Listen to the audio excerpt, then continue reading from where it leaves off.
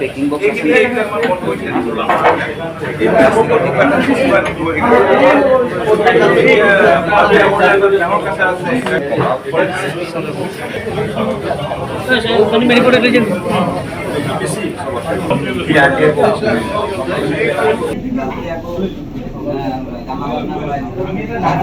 প্ৰায়ে নেৰা আৰু পুৰি মুখ্যমন্ত্ৰী হোৱাৰ পিছত য'তে থাকোঁ তালৈকে মাতি নি খাইছিলোঁ।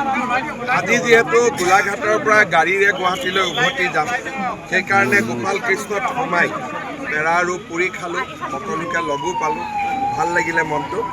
এতিয়া লাহে লাহে গুৱাহাটীত গৈ থাকিম আৰু দেওপাহাৰৰ কাৰণে মই ব্যৱস্থা কৰি আছোঁ। অলৰেডি আৰ্কিঅ'লজিৰ টীমে লাগি আছে। আমি গোটেই পাহাৰখনতে এটা খনন আৰু প্ৰত্নতান্ত্ৰিক অনুসন্ধান চলাবৰ কাৰণে সিদ্ধান্ত লৈছোঁ। মই যিমান সোনকালে পাৰোঁ আপোনালোকক ভাল খবৰ দিম। ষ্টেডিয়ামৰ কাৰণে আপুনি বোকাখাট ষ্টেডিয়ামটোতো হেলিপেড ভাঙি দিয়া হ'ল। ষ্টেডিয়ামৰ কাম আগবাঢ়ি আছে। মই অতুল দাক কৈছোঁ আৰু অলপ ডাঙৰ কৰিম। এনাস্থেচিয়লজি আৰু গাইনকলজিৰ অভাৱ আছে। মই কথা পাতিছোঁ, ঠিক কৰিম। মই ঠিক কৰিম। আকাশ ফুকন সমাজসেৱী ল'ৰা, ভাল ল'ৰা, কিন্তু মানুহৰ যদি মুখখন ভাল নাথাকে তেতিয়াহ'লে মানুহে বেয়া পায়। আৰু বিজেপিৰ দলে এটা পাৰ্টিত আমি বিচাৰোঁ যে অলপ মানুহ সংস্কৃতিবান হওক, ডাঙৰক সন্মান কৰক, সৰুক মৰম কৰক। ৰণোজ পেগু এজন আমাৰ জ্যেষ্ঠ মন্ত্ৰী, তেওঁৰ বিষয়ে যিখিনি কথা কৈছে শুনি মোৰ বেয়া লাগিছে। মই ভাবোঁ যে আকাশ ফুকনে ৰাজহুৱাভাৱে ক্ষমা খুজিব লাগে, ৰণোজ পেগুৰ ঘৰত গৈও ক্ষমা খুজিব লাগে। আৰু আমাৰ দলটোৰ যিটো পৰম্পৰা, সেই পৰম্পৰা মতে চলিব লাগে। যিজন ঠিকাদাৰ, তেওঁৰ বিষয়েও কিছু কথা শেহতীয়াকৈ প্ৰকাশ পাইছে। মই ভাবোঁ যে এইটো ডিপাৰ্টমেণ্টে চাব লাগে যে কমপ্লিট নোহোৱা কাম এটা কেনেকৈ কমপ্লিশ্যন দেখুৱাইছিলে, সেই বিষয়ে ডিপাৰ্টমেণ্টে চাব। তাত মোৰ ক'বলগীয়া একো নাই। কিন্তু মোৰ দলৰ মানুহজনৰ যদি কথা আচাৰ ব্যৱহাৰ ভাল নাথাকে, মানুহে 10জনে মোকে প্ৰশ্ন সুধিব যে আপোনাৰ দলত কিয় এনেকুৱা মানুহ। মানুহৰ ডেকা বয়সত ভুল হয়, ভাল কৰি ডাঙৰজনক ক্ষমা খুজি, ৰাইজক ক্ষমা খুজি, নিজক সংশোধন কৰি মানুহ আগুৱাব লাগে।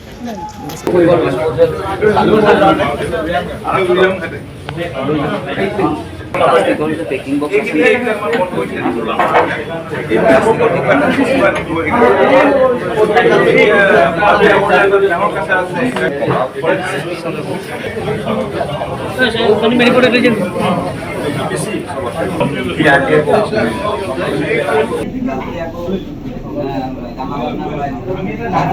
প্ৰায়ে নেৰা আৰু পুৰি মুখ্যমন্ত্ৰী হোৱাৰ পিছত য'তে থাকোঁ তালৈকে মাতি নি খাইছিলোঁ।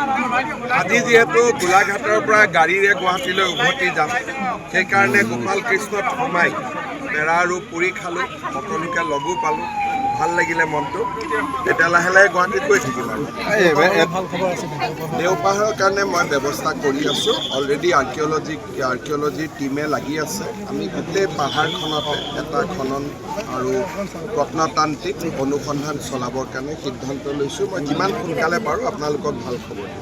ষ্টেডিয়ামৰ কাৰণে আপুনি বোকাখাট ষ্টেডিয়ামটোতো হেলিপেড ভাঙি দিয়া হ'ল। ষ্টেডিয়ামৰ কাম আগবাঢ়ি আছে। মই অতুল দাক কৈছোঁ আৰু অলপ ডাঙৰ কৰিম। এনাস্থেচিয়লজি আৰু গাইনকলজিৰ অভাৱ আছে। মই কথা পাতিছোঁ, ঠিক কৰিম। মই ঠিক কৰিম।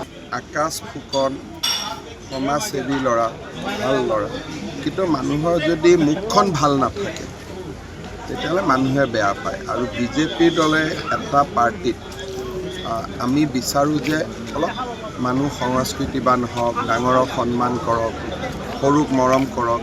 ৰণোজ পেগু এজন আমাৰ জ্যেষ্ঠ মন্ত্ৰী, তেওঁৰ বিষয়ে যিখিনি কথা কৈছে শুনি মোৰ বেয়া লাগিছে। মই ভাবোঁ যে আকাশ ফুকনে ৰাজহুৱাভাৱে ক্ষমা খুজিব লাগে, ৰণোজ পেগুৰ ঘৰত গৈও ক্ষমা খুজিব লাগে। আৰু আমাৰ দলটোৰ যিটো পৰম্পৰা, সেই পৰম্পৰা মতে চলিব লাগে। যিজন ঠিকাদাৰ, তেওঁৰ বিষয়েও কিছু কথা শেহতীয়াকৈ প্ৰকাশ পাইছে।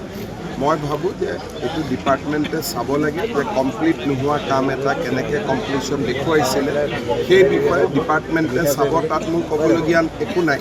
কিন্তু মোৰ দলৰ মানুহজনৰ যদি কথা আচাৰ ব্যৱহাৰ ভাল নাথাকে মানুহে 10জনে মোকে প্ৰশ্ন সুধিব যে আপোনাৰ দলত কিয় এনেকুৱা মানুহৰ ডেকা বয়সত ভুল হয় ভালকৈ ডাঙৰজনক ক্ষমা খুজি ৰাইজক ক্ষমা খুজি নিজক সংশোধন কৰি মানুহ আগুৱাব লাগে